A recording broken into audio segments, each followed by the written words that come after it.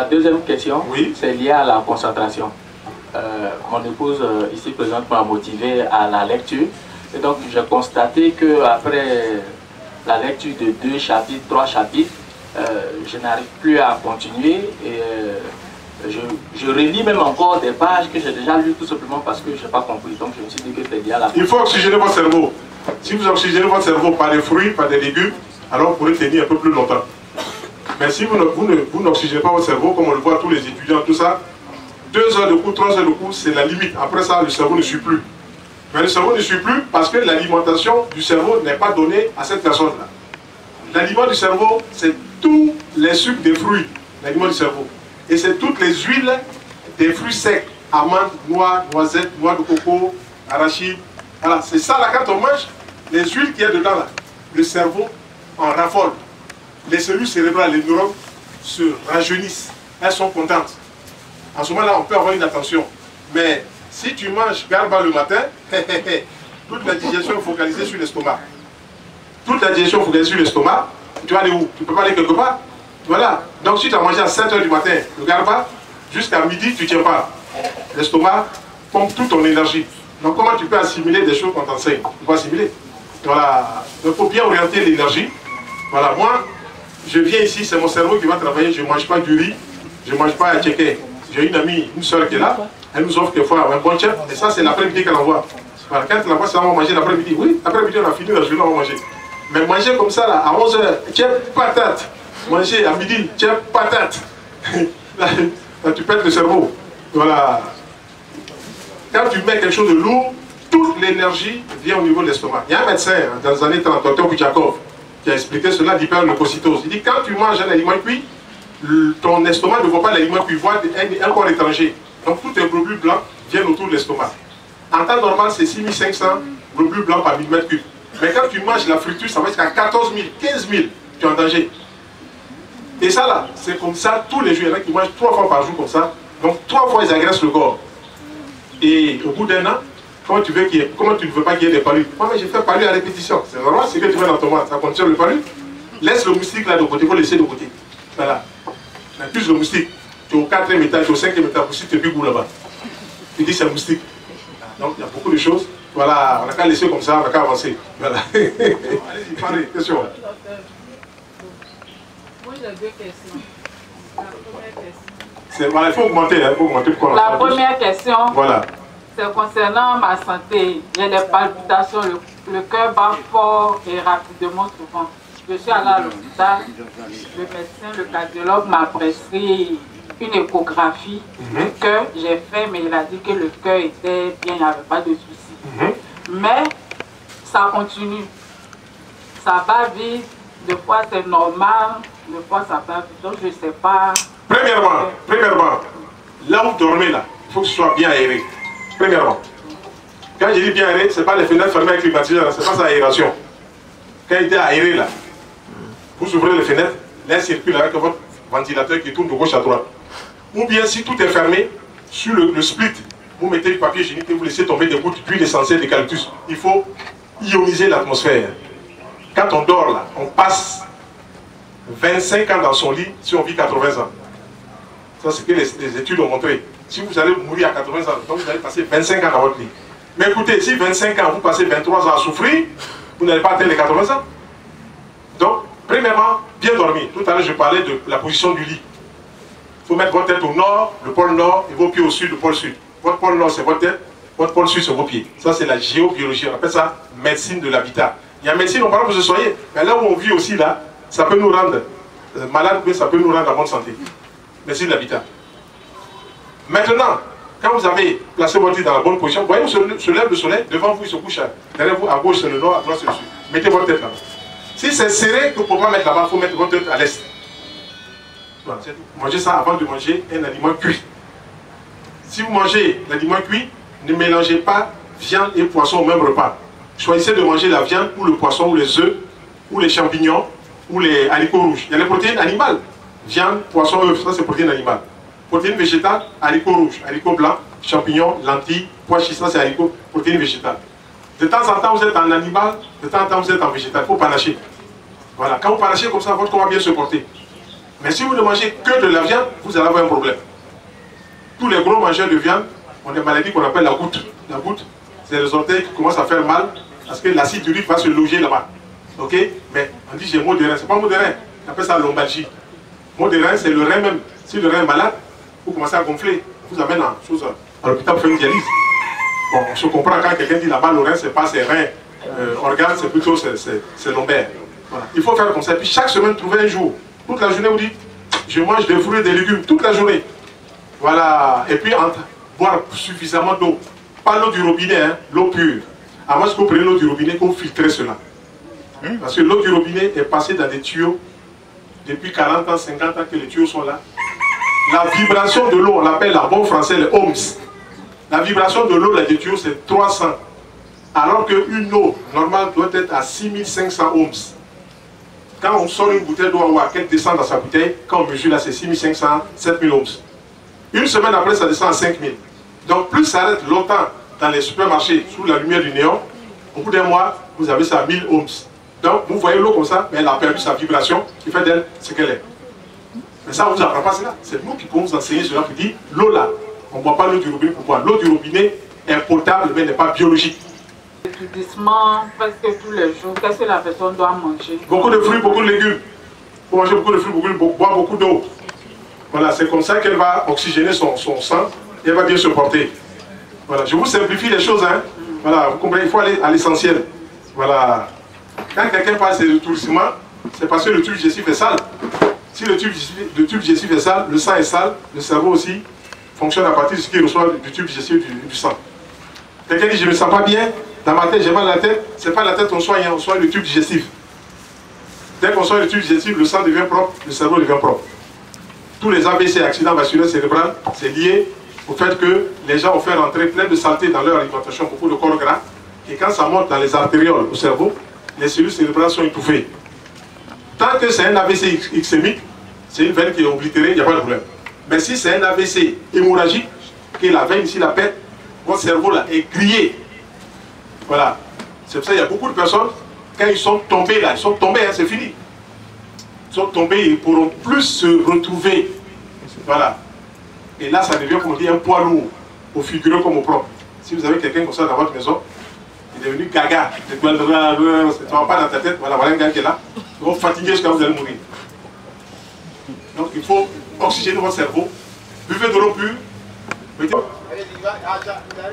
Question, posez des questions, je vais répondre à toutes vos questions. Ma deuxième question n'est pas été répondue.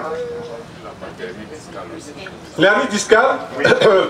Il faut venir qu'on fasse des massages et puis qu'on voit le programme. Si la personne est trop lourde, le disque qui sépare deux vertèbres s'aplatit et ça sort, donc ça touche les veines qui sont là, les muscles, et ça provoque des douleurs. Okay. Une hernie, c'est la vertèbre, le disque là qui est en deux vertèbres, le disque là sort. Donc il y a une vertèbre, il y a un disque, il y a une vertèbre, il y a un disque. C'est pour ça toute la colonne vertébrale. Et quand ça sort, ça fait très mal. Donc on va faire des frictions, faire entrer ça avec l'argile, et puis réformer l'hygiène alimentaire. Si c'est réformé, il n'y a pas de problème. Voilà. Ça, pour nous, on n'a pas besoin d'opération. Si vous allez à l'hôpital qu'on vous propose l'opération, moi je ne m'oppose pas. C'est une approche. Mais pour nous, là, il n'y a pas d'opération. Oui. Merci, docteur. Les douleurs, oui. J'ai deux préoccupations. Voilà, première déjà. Première, dans le passé, j'avais mon poids tournait entre 86 et 88 kg.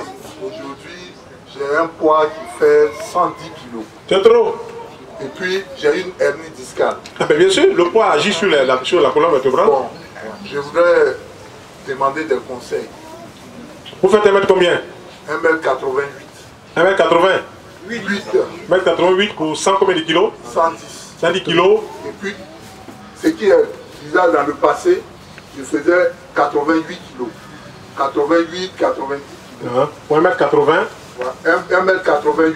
1m88 pour 110 kilos. Voilà. C'est beaucoup. Voilà. Moi-même, je sais que c'est beaucoup. Négocier pour descendre jusqu'à 100 kilos d'abord, et puis après peut-être à 95. Comme ça, votre corps va respirer. Dès que vous descendez là, l'hernie s'en va d'elle-même, parce que c'est le poids là. Vous voyez, par exemple, des gens, quand ils commencent à prendre du poids, les genoux souffrent. Oui? Oui, oui. Les genoux souffrent. Ça descend dans les genoux. Ça va de soi. Dans mes pieds. Voilà. Des fois, j'ai les œdèmes. Mauvaise circulation. Voilà. Et puis, Quand vous dormez, mettez vos pieds comme ça sur un coussin et puis en déclive. Comme ça, le mauvais sang là, va revenir à la grande circulation. Le matin, ça va améliorer. Mais c'est manger qui va régler cela. Hein. Vous me faites 5 verres de jus d'oignon, carottes, concombre, persil par jour. Vous écrasez ça, 5 verres. Un verre le matin, un verre à 10h, un verre à 14h, un verre à 17h. Si vous buvez cela, la circulation, là, les veines vont s'améliorer en moins d'un mois. Parce que dans tous les légumes que j'ai cités, là, il y a la vie dedans. Dans tous les légumes que j'ai cités, il y a tout ce qui est bon pour que vos veines se réjouissent. Gingembre, je n'ai pas parlé de gingembre. Du thon au marché. Oui, bien sûr. Bien sûr. Il y a un poisson qui est bon pour le cœur, qui est bon pour le cerveau, c'est le maquereau. Ce que les Ivoiriens appellent akongouran. Oui, c'est le maquereau, il est très bon. Ces acides gras, oméga 3, sont très élevés. Sont plus élevés que le thon, sont plus élevés que le saumon, le maquereau. Après vient la sardine, après vient les harengs. Donc il y a des poissons qui sont à côté de nous. Hein. Le maquereau que vous mangez là, les femmes vont braiser là. Si vous mangez ça 3 fois par semaine, vous faites du bien à votre cœur. Mais docteur, et pour quelqu'un qui a le cœur qui est en train de prendre grossir? Le cœur prend du poids parce que le sang est sale. Le sang est sale parce qu'il est lourd. Il est lourd parce que vous ne mangez pas de fruits, vous ne mangez pas de légumes. Donc le sang s'alourdit, donc le muscle du cœur est obligé de gonfler pour pouvoir faire gérer ce sang qui est lourd. Attention, si vous avez passé 50 ans que ça conduit comme ça, dans 5 ou 10 ans pour avoir une crise cardiaque, le cœur s'arrête. D, C, D. Voilà. Vous retrouvez à la mort comme un petit papier à votre pied, c'est fini. La seule personne qui peut vous réveiller là, vous appelez Jésus, il va aller vous réveiller. Sinon, Abana. Donc voilà. Dans ce cas, on fait quoi? Dans ce cas, il faut changer la façon de manger. Moi, je suis là, cette journée-là, c'est pour vous. Il faut changer la façon de manger. Si vous ne changez pas la façon de manger, vous aurez tous les problèmes. Regardez, le monsieur qui me filme là, il balance ça sur une chaîne de choses YouTube, mais les gens m'appellent toute la journée, ce monsieur qui est là. La dame aussi qui est là, qui est venue, ça, on a fait plein d'émissions avec elle, elle a balancé sur les réseaux. Les gens m'appellent partout. Parce que l'approche que je présente, ça déroute beaucoup de personnes. Oui, il faut que ça déroute. On reste dans un système caduque. On mange n'importe quoi et puis on est malade. Et puis on dit, on ne guérit pas. On ne guérit pas de quoi? Moi j'ai dit, on guérit, voilà ce qu'il faut faire pour guérir. C'est tout. Si vous rentrez dans ma démarche, vous êtes gagné à 100%. Puis c'est gratifiant. Donc, ce que vous avez dit, j'ai bien compris. Quand vous partez tout à l'heure, là, vous prenez mon schéma alimentaire, l'alimentation Dr Aka. Vous parcourez ça. Si ce n'est pas clair, un de mes collaborateurs vous explique, je vous explique ça. Et quand vous allez pratiquer cela, j'ai dit que vous êtes gagnant. Voilà. Quand vous allez commencer à manger beaucoup de fruits, votre corps va se réjouir. Même quand vous commencez à manger des fruits, beaucoup de fruits, vous pouvez faire un palu. Le corps commence à chauffer. Pourquoi? Parce que les saletés commencent à sortir. J'ai un fils autiste. J'aimerais savoir si le docteur a une solution. On soigne ça rapidement. Rapidement. Je vais vous raconter l'histoire de cette dame qui est venue avec son enfant de France, 5 ans. Il est à la maternelle. Déjà à 3 ans, ils ont constaté qu'il ne s'exprimait pas. Il entend, on lui parle. Mais pour faire une phrase, il crie comme ça. Et quand c'est comme ça, il est nerveux. J'ai dit à la dame, moi je vais vous donner pour moi là. Dans 2 mois, on ne parle plus de ça. Elle dit, c'est pas possible. J'ai vu des grands psychiatres. J'ai dit, même si tu veux voir le plus grand psychiatre de la Terre, tant qu'il ne parle pas d'alimentation, tu es à côté. Je donne mon programme. On supprime le lait animal sous toutes ses formes. Les gâteaux, les flans, les cakes. C'est ce qu'on donne aux enfants. On supprime cela. On supprime le pain blanc. Avec le gluten, ça fatigue les cellules cérébrales.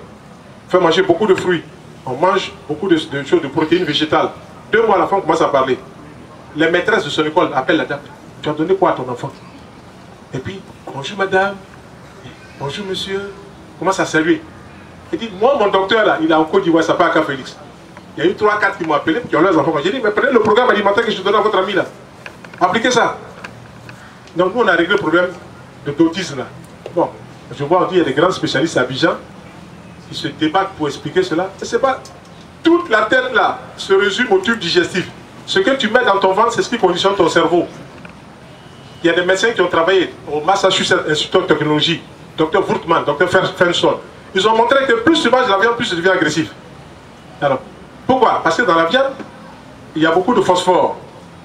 Et l'excès de phosphore empêche le calcium qu'il y a dans le cerveau de refaire les membranes des cellules cérébrales. C'est pas sorcier? Dans la viande, il y a beaucoup de phosphore, donc les phosphoprotéines. Donc il faut réduire la viande. Si tu vis à côté des gens qui mangent beaucoup de viande, attention, on va te couper à la machette. Voilà. Tous ceux qui mangent la viande sont très nerveux. Voilà. Donc, il faut réformer. Il faut réformer. Voilà. On règle cela. Hein? Voilà. Si vous ne m'avez pas vu, vous voyez docteur Abou. Je lui ai donné comment on applique. Il va vous appliquer ça. Enfin, dans 2 mois, il va parler clair. Clair, clair, clair. Et la dame, quand son enfant elle a quitté la France, vous revenez, elle peut me donner 100 000 francs. Elle dit merci docteur. Autant pour nous c'est élémentaire.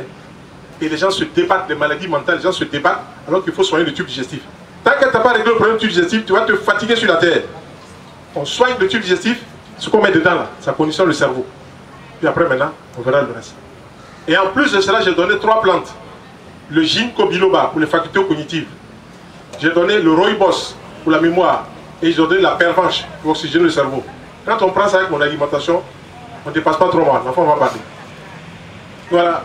C'est pas petit comprimé. Hein. Oh! Nous on appelle ça la sorcellerie médicale. C'est pas petit comprimé. Hein. Voilà. Il faut donner ce qui est cohérent. Ce qui permet à l'enfant là de bien se porter. Nous on le donne. Merci. Voilà.